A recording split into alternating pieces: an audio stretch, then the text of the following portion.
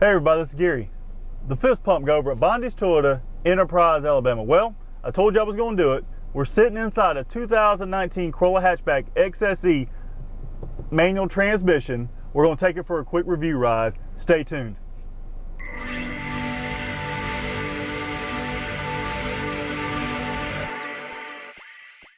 Well, I've done a full walk around video on the XSE, telling you some of the safety features and some of the standard features that would be on this car. The manual transmission does lose the lane tracing assist, which you'll find on the CVTs, but other than that, very well equipped. Have a lot of standard features, which I'll talk about on the way. My primary reason for wanting to do this video, much like I did on the SE, I want to tell you what I think about the drive of it. Now, I was really impressed that 2.0 liter engine, the 2-liter engine, 4-cylinder that comes standard on these cars. I was really impressed with the CVT, even the manual transmission mode on that, the 10 shift points with the launch gear. I like that. Today we're going to be testing out this 6-speed automatic with the intelligent manual transmission mode, which essentially will help you rev match on downshift to kind of keep you in that power mode, but the upshift as well. Helps keep your RPMs up during shifts, so that way it doesn't feel like there's any power loss. Okay, so if you're an intermediate manual transmission driver or you're new to it, this is a car that you'd want to drive. So let's take it down the road. Now this does have a automatic power parking brake, which is standard on these cars. So it's a nice feature to have. Now you pick up a lot of great features on this XSE. The 18-inch alloy wheels are two-tone. They're a nice wheel, a nice upgrade from the 16s that are on the SE. You pick up dual temp controls. You'll get leather trim seats with the cloth fabric, sport fabric insert. With that, you also get heated seats, which are the heated seat buttons are located right here. So some great features, and as I go, I'll talk a little bit more about those. The Intune 3.0 is a nice upgrade. You get a nice big screen here, 8-inch display, backup camera, Apple CarPlay, Amazon Alexa. You get the Service Connect, you get Safety Connect, Wi-Fi, Remote Connect that you can actually get signed up for, that you can actually remote start it from your phone or from the key fob. So there's a lot of great features that stand on this car. This is Intune Audio Plus, which is the standard radio on this car. You get XM radio. So just some nice features. Blind spot monitoring, you know, push button start standard on both. I mean, there's a lot of great features. This one's around 25 grand. You can get the adaptive headlights that'll actually turn when you turn, or kind of go in the direction you have the steering wheel. But some nice features, really nice features. But today we're going to go ahead and talk about this ride. Right now I'm in 5th gear. I'm going to downshift into 4th, and I'm running about 50 at about 2,800 RPMs in just your regular manual mode. I don't have it in IMT mode right now, so I want to show you the difference. But regardless of what mode you're in, it's very easy to shift. Really soft clutch.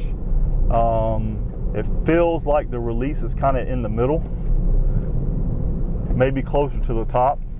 I like it a little bit further up to the top myself. I don't like it where it releases real close to the floorboard. The shifter's real nice. I'm sitting, you know, it's just real easy to shift. Of course, I can see where some would probably destroy this thing, but it feels nice. The reverse is right here. You have to pull up and pull over to the left to put it in reverse. But everything's well organized on this car. This one, on the XSE, you get the 7-inch multi-informational display screen, and it's nice blue color. It's big. Right now I have it on the it's not on the digital, it's on the other one where it actually shows the speedometer. But the instrument cluster is really nice on this. This is where you'll see your speed limit sign, which I'm actually looking at right now, and all your other features. But you can actually change that to digital, but I like this one. The analog looks a lot better to me. You have a clock up here as well, clock up here. So very easy, very nice. I mean, this car rides good anyway. It handles corners real well, handles turns real well. I'm not saying get out and race this car or anything like that. I mean, it's not a turbo by any means, but it's pretty fast. Over 160 horsepower. So it's a nice upgrade. It's a nice improvement over that 1.8. I'm really hoping that in 2020 that they'll put this 2-liter engine in the Corolla. I think that's a nice feature to have, because let's face it, these cars get better fuel economy with this engine and these transmissions than either one of the Corollas, except for maybe the Eco, the LE Eco, which is not a huge seller anyway. But because that's got the Valve-matic technology, so it does have a little bit different fuel economy. But I believe this one's going to get about, on the manual transmission, gets about 37, 38 miles per gallon, and on the CVT you're getting about 42. So, I mean, it's not quite Prius fuel economy, but it finally gets as good as the Camry, which has been a long time coming. So what I'm going to do is I'm going to do this like I did on the CVT SE. I'm going to take this stop sign and just, it's about 40, 50 yards, and we're just going to take it from a dead stop.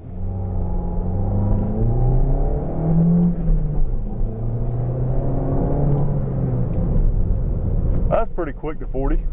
I could have probably got to 44, 45, but didn't want to risk it. Nice. I mean, it's just a nice car. I mean, the only downfall in this car is really, I mean, realistically, and probably my number one, you know, dislike is the amount of room that's not in the back seats. I told y'all before, I'm 6'5", and I've got plenty of room up here. And right now I like having my seat a little bit closer to the steering wheel when I'm shifting. But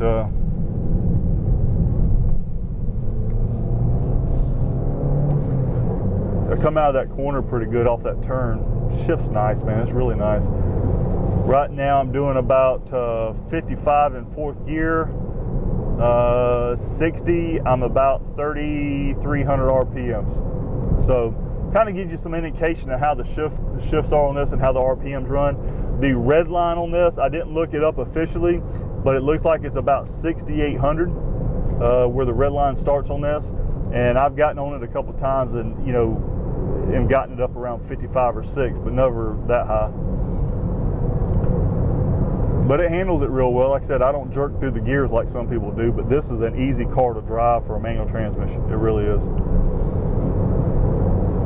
I don't know if it would outrun the boxer engine of the 86, but it'd probably give it a pretty good run for its money. I don't know. It's not quite the horsepower, but still nice. So we're going to stop at this light. We're going to go from the light, and I'm going to go down the highway. So give me a minute. I'll be right back with you.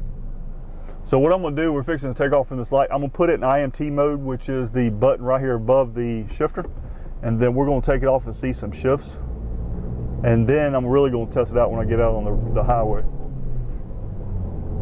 The RPMs don't drop as fast. That's one of the things I noticed. That sometimes in between gears on most cars, when you push the clutch in, your RPMs drop real fast, real quickly. And if you're not a fast shifter, it could feel like you're jerking. I haven't, and I'm not even trying to get on it or trying real hard in this mode, and it's not really jerking me anywhere around. Even when I let it go down, it doesn't really do that. So, but we're going to get it on it out here on the highway and a little bit faster, maybe go a little bit faster speed and see what it does then, and then we'll call it a day. You know, I really don't think you can go wrong with this car. Like I said, this one's around 25 grand. The only thing you really don't get on this is a moonroof, like you do on the Corolla XSE. But I can live without that. I don't necessarily need to have one. And we're going to try to beat these cars. So hold what you got. Downshift, 2nd gear, yield sign. All right, I'm going to get on a little bit.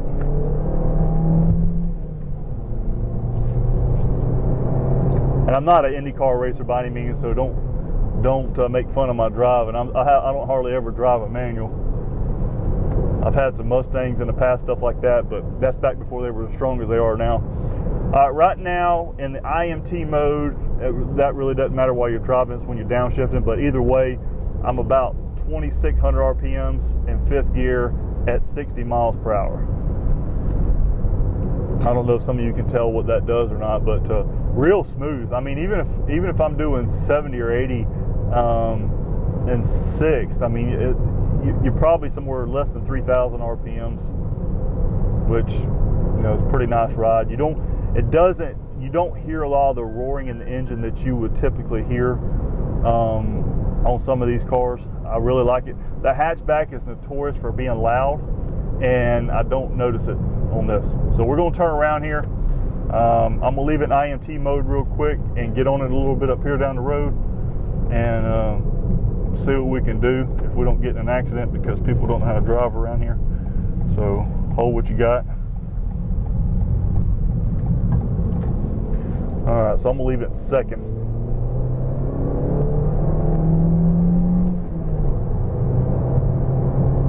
That's a nice ride. I mean, I'm already over 60 miles an hour in third gear. So without harming this car, without really getting on it, I mean, it'll take off. It's a nice ride, and I know you keep hearing me say that, but I was really impressed. Like I said, the only downfall of this car that kind of irritates me is there's no back seat room. But you know, sometimes in hatchback you lose some back seat room. I understand that, but that's probably the only dislike, really, the ultimate dislike. It'd have been nice if this thing had dual exhaust on it. I think I mentioned that in one of my other videos, but or blog. But if it had the dual exhaust, that maybe had a little tone to it, I think that would have been nice.